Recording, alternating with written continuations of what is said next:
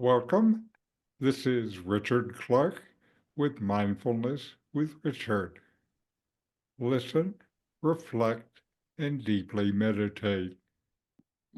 Now, today we're going to start with a new series about emotional resilience and aging gracefully.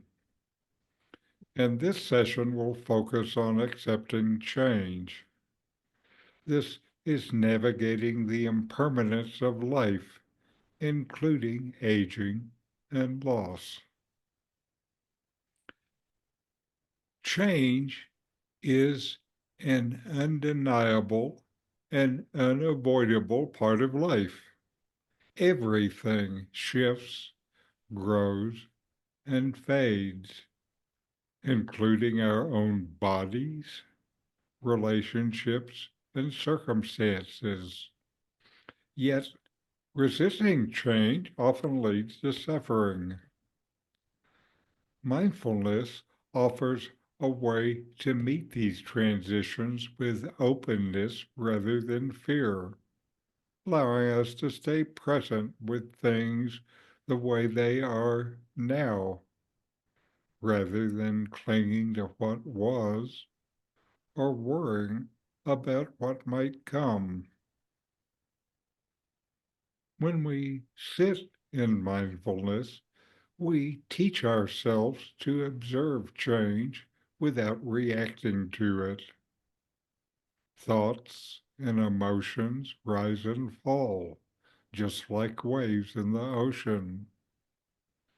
We don't try to stop them or force them to stay. We simply watch them come and go like waves in and out. This practice builds an inner steadiness that helps us handle life's inevitable changes with greater ease. Aging is a prime example. The body changes, energy shifts, and abilities we once took for granted may diminish. But mindfulness teaches us that we are not our body or our roles. We are the awareness that notices these changes.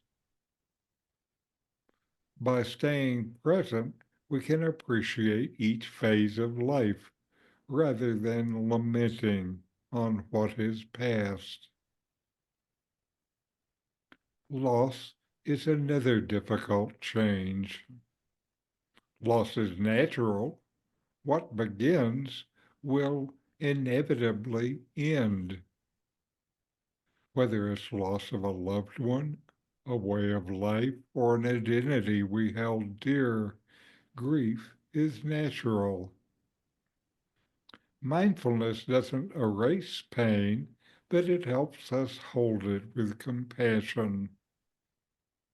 Instead of pushing grief away or drowning in it, we sit with it, breathing through it, allowing it to move through us like a passing storm. Mindfulness has practical techniques for accepting change, including focusing on the breath when emotions feel overwhelming, grounding yourself in the present moment by noticing physical sensations, and practicing gratitude for what is here now. When we accept change, we can stop wasting energy fighting what we cannot control and instead learn to flow with life. By embracing change with mindfulness, we find that peace comes not from controlling what happens, but in how we relate to it. Life will shift, but we can remain steady, anchored in awareness, ready to meet whatever comes next with presence and grace. So here I have a guided meditation on accepting change. Find a comfortable position. Close your eyes if that feels right. Take a deep breath in through the nose, then exhale slowly. Let your body relax with each breath.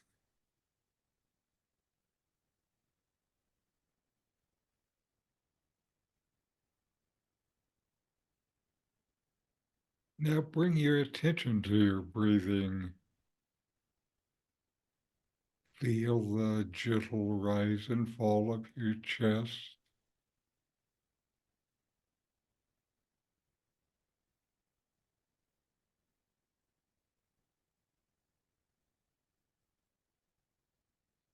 Feel the air entering and leaving your body.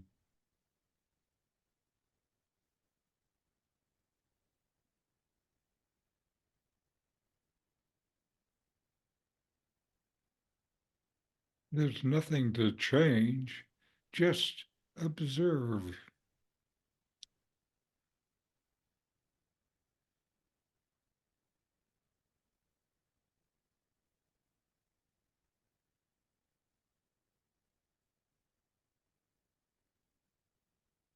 As thoughts or emotions come up, notice them, acknowledge them, and watch them as if they were clouds drifting across the sky. No need to hold on or push them away. Just let them come and go. You don't have to hold to them. There'll be another one coming along soon.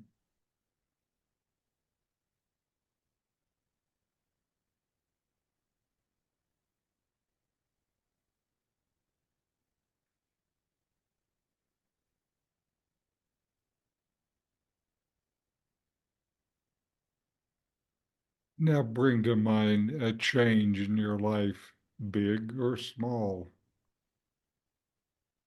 Notice how it feels in your body.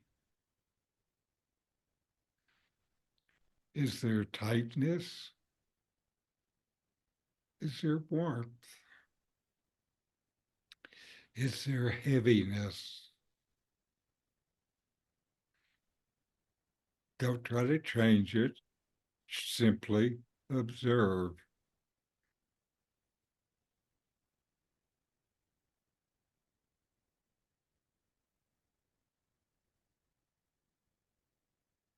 Now, with each inhale, imagine welcoming change.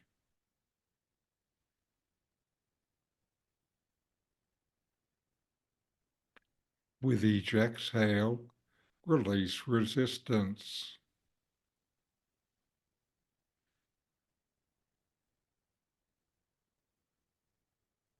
Trust that, just like the breath, all things come and go. It's the natural order of things to come and go.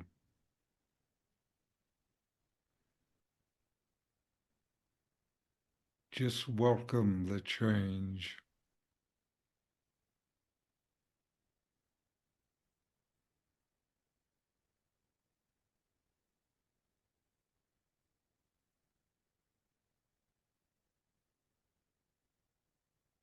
Now shift your focus to what is here now, what you can feel now. The breath, the body, the sensations in this moment.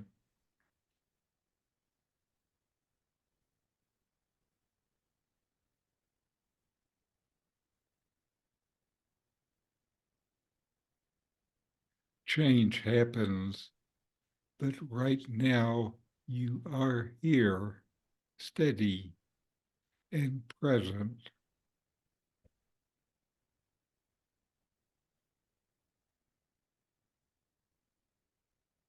Just embrace the presence.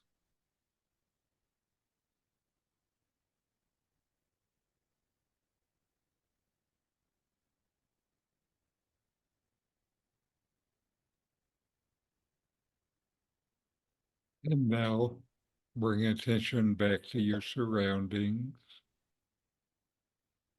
Wiggle your fingers and toes. And when you're ready, open your eyes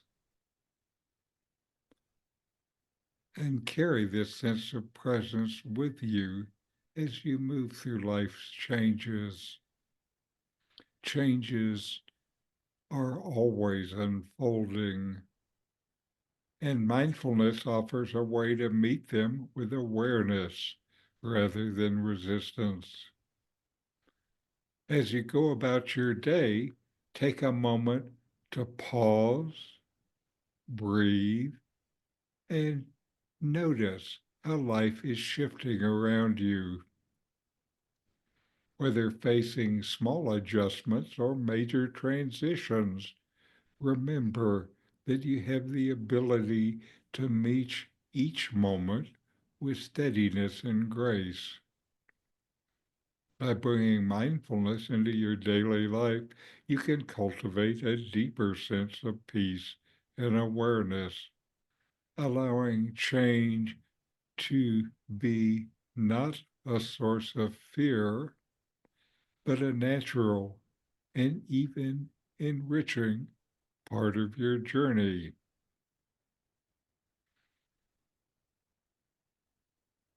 So now, Lamar, now's the time we talk a little bit about ourselves and how we're doing. You came in first, so you're first. First, can you just give us a little bit of your meditation background and, what your meditation practice looks like at the moment?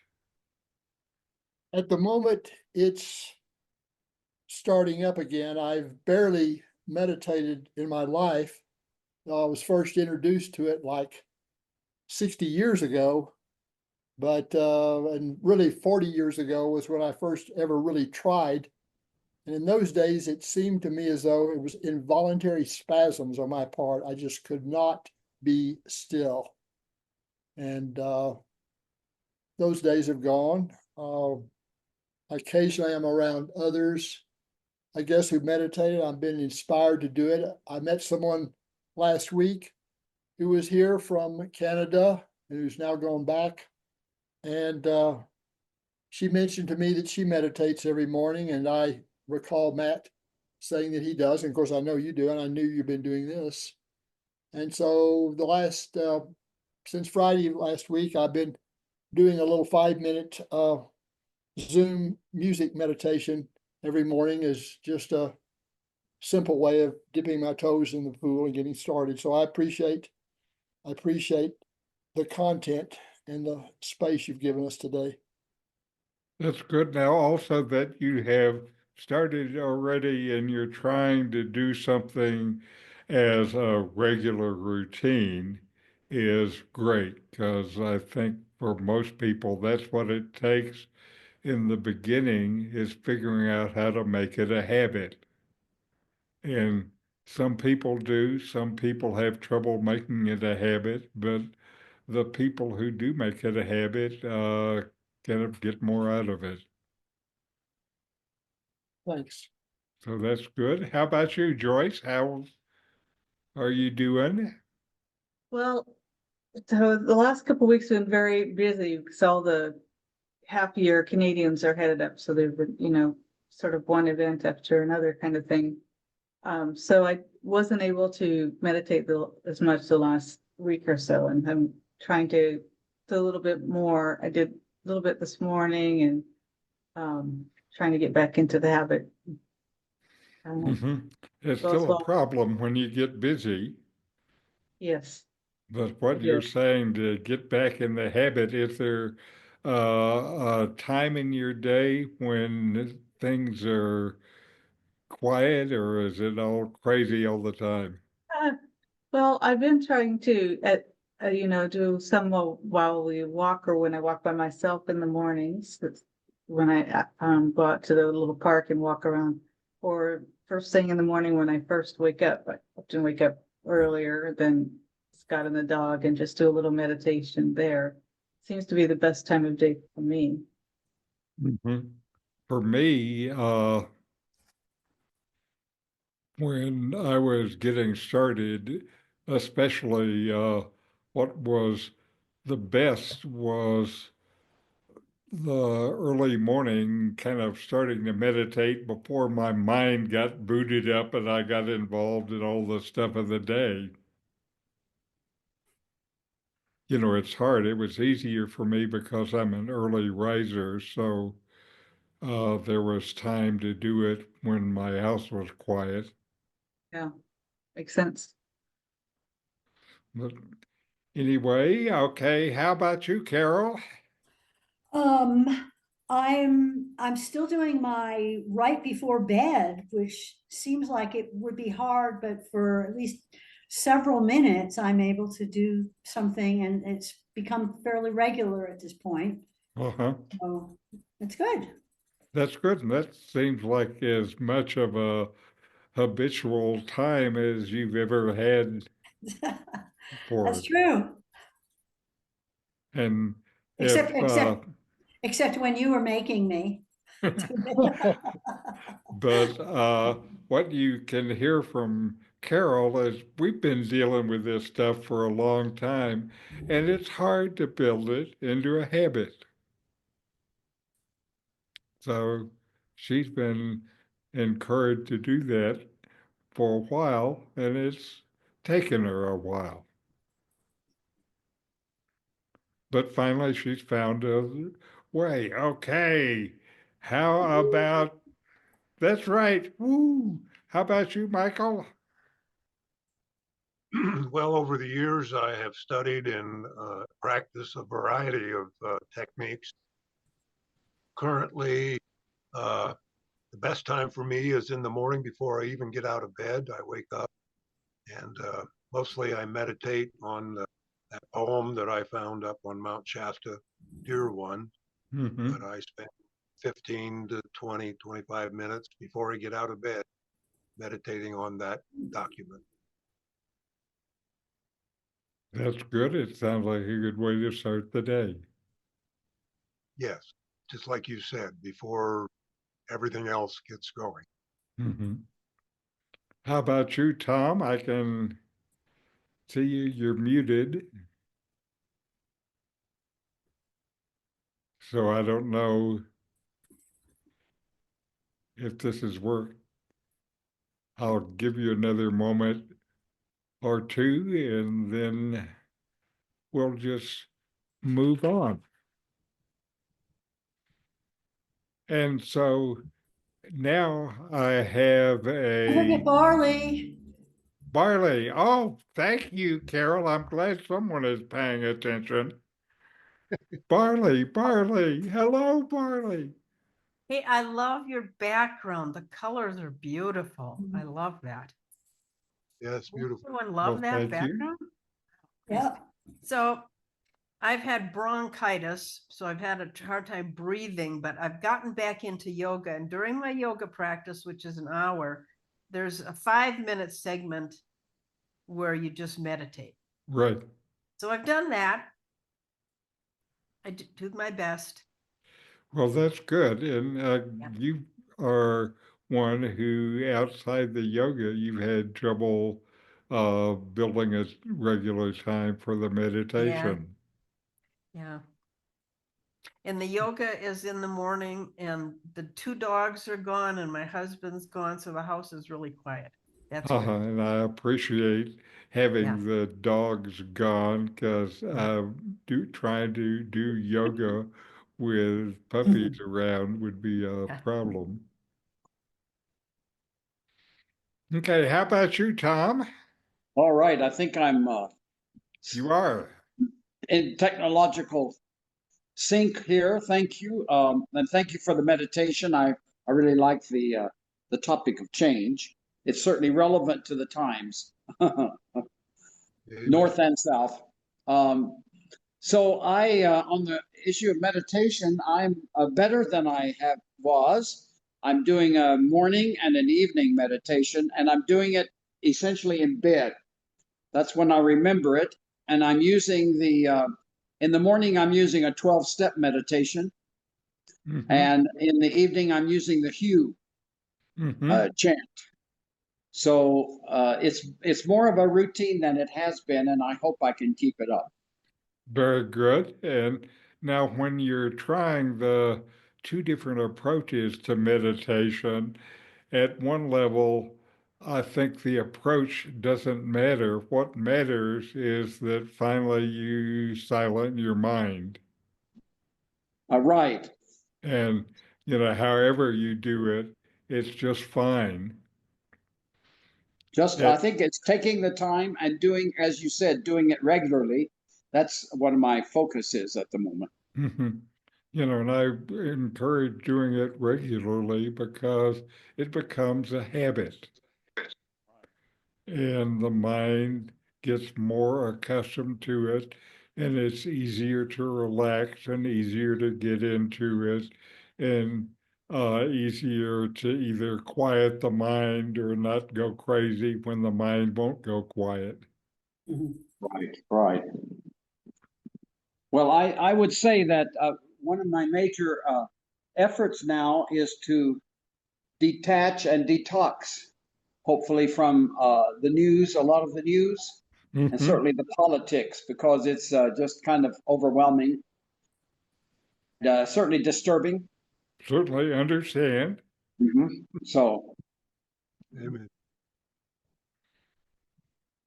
Okay, so now I have our video for the week. This is another Zen story about the drowning fish, and it's about accepting change.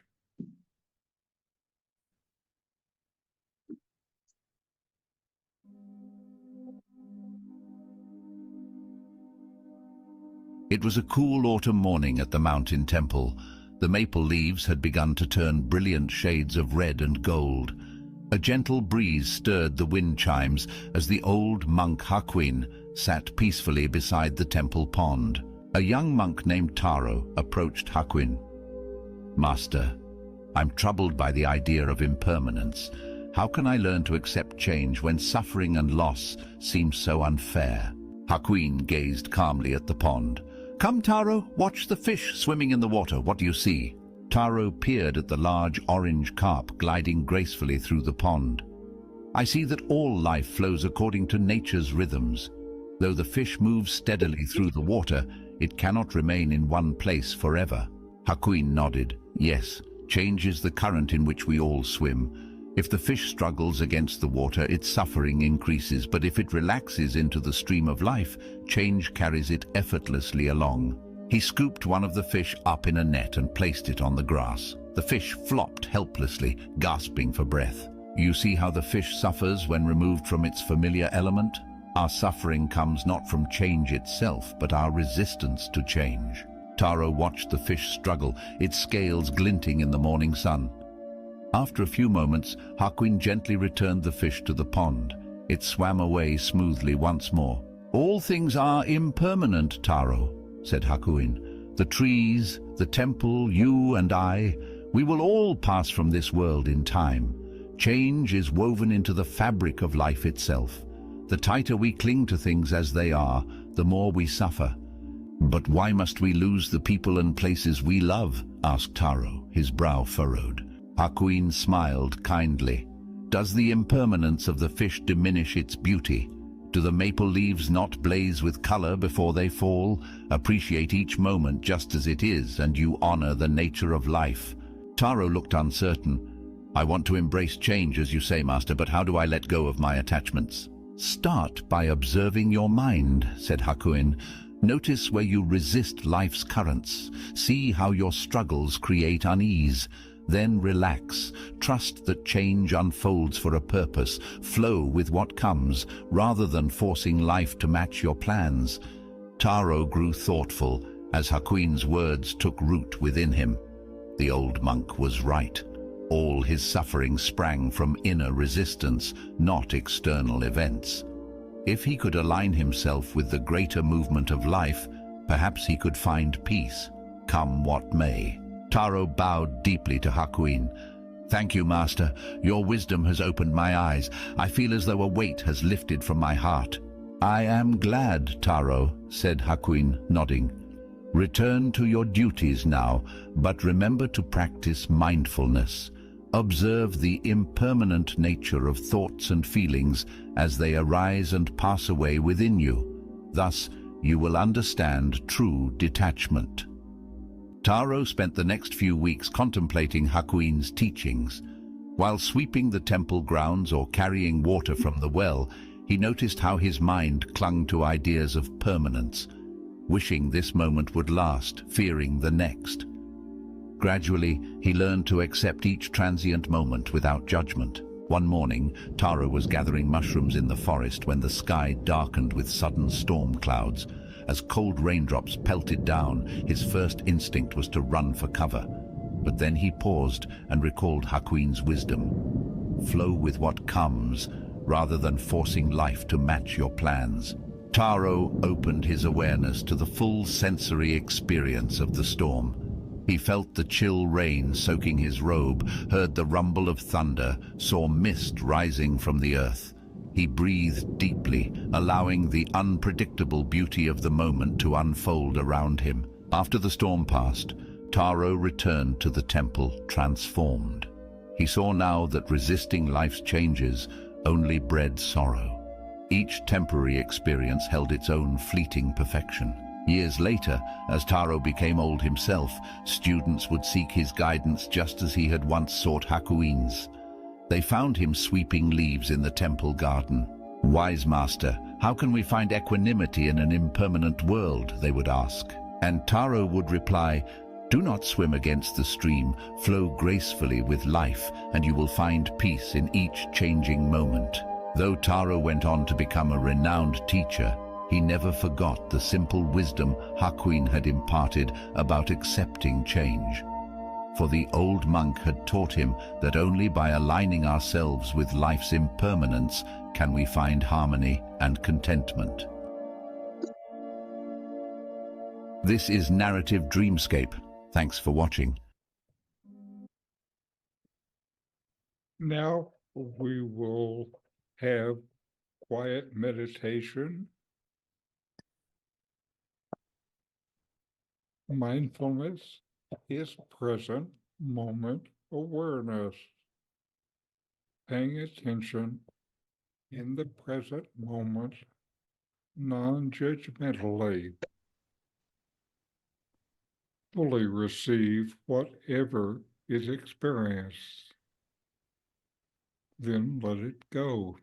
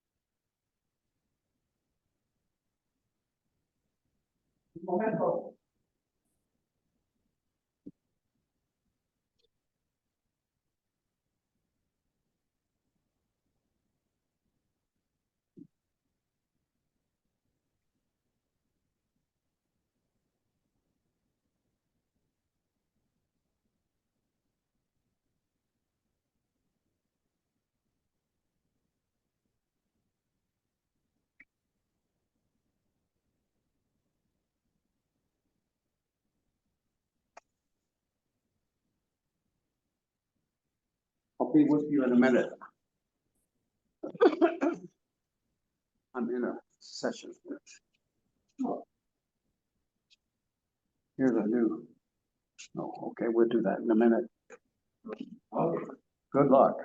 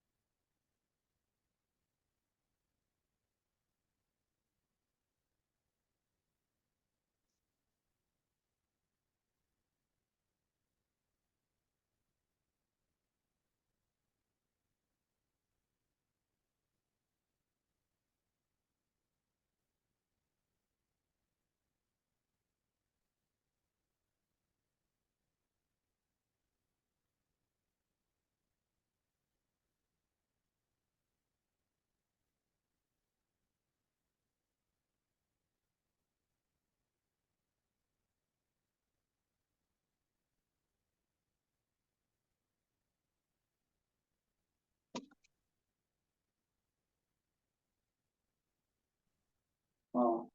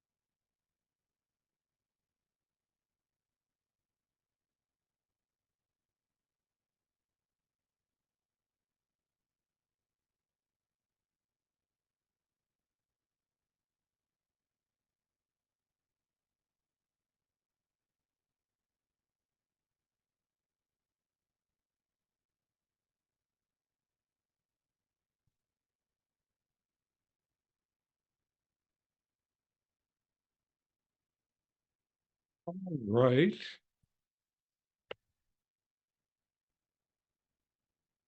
And we'll close with a short chant. Om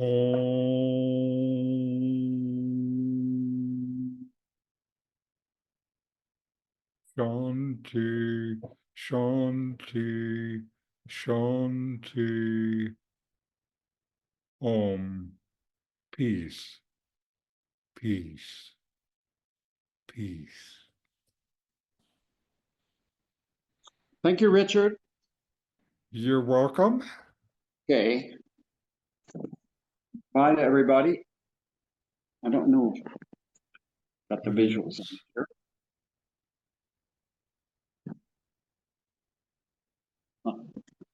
No. Anyhow, the technology is still an issue. Thank you. Any questions, comments? Thank you. I like the topic and I need the practice. So thank you very much. Okay. You know, what I learned from technology is there's this little button called mute. And I learned to turn it on until you ask us to talk. Yes, that is very good Zoom etiquette. Yeah. And But I anyway, remember my dog barking in the background, and then I figured out, oh, I could just put my.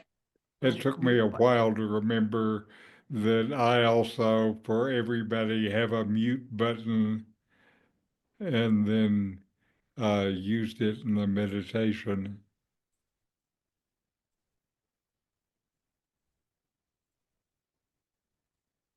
But what really matters is being able within ourselves, whatever is going on, to find that silence that is there, to find the quiet.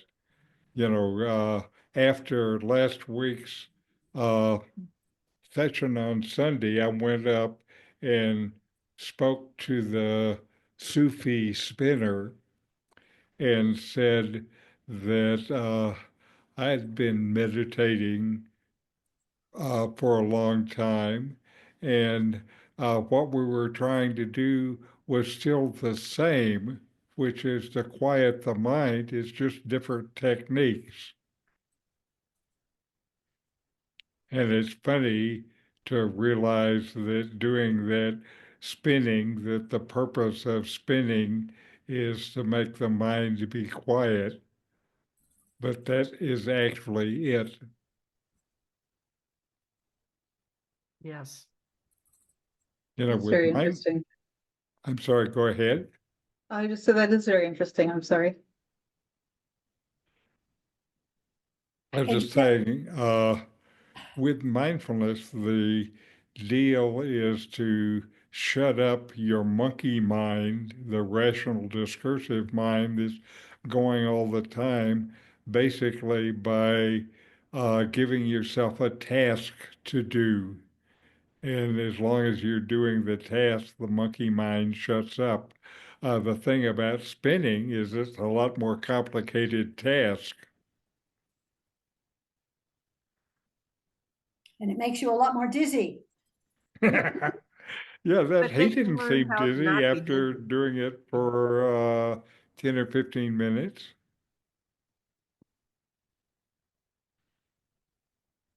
Anyway, thank you all for joining today, and we'll see you next week. And good to see you, Lamar. Thank you, Thank you very Richard. much. Cool.